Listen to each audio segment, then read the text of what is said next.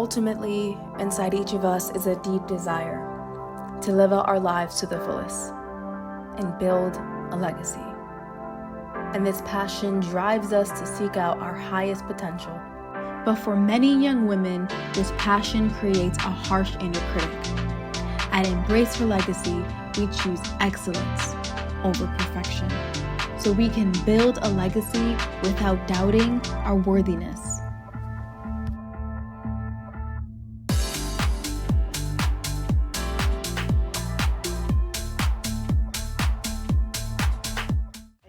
In all other areas, I feel like academically strong, but I also feel like emotional health is like really important. So I think just to continue on with my journey, I need to be well, like academically and emotionally. I would want to leave a wishful legacy, and I want to learn how to elevate my voice and be like a stronger voice in my community. This experience definitely has made me realize a lot of the habits that I was doing were toxic to myself. Even if I was portraying amazing to other people, I need to also do that to myself was a big one. Perfectionism is not the same thing as trying to do your best. And that's why I want you to remember excellence over perfection. Excellence over perfection.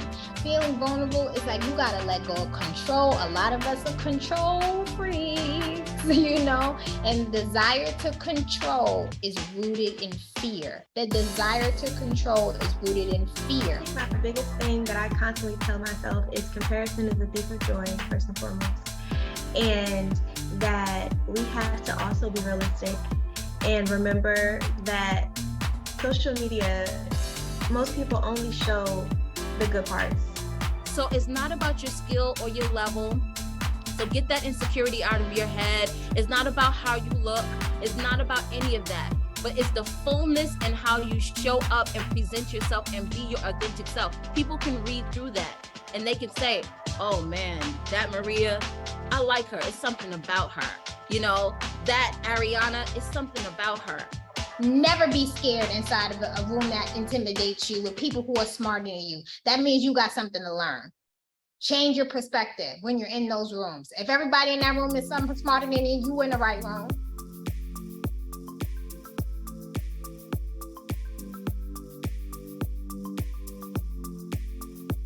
Dear Sahel, I think you're the most especially important and significant person I've ever met in my life. I always thought you were talented, beautiful, and special from the moment I met you. You're smart and unique and are always so sure of yourself. You know what you want to do in your future and never seem to doubt it. Dear Jayla, I admire your ability to love life and all that comes with it. The way that you laugh even in the most serious situations always puts a smile on my face. I love your view of the world and how you won't change it for anybody else.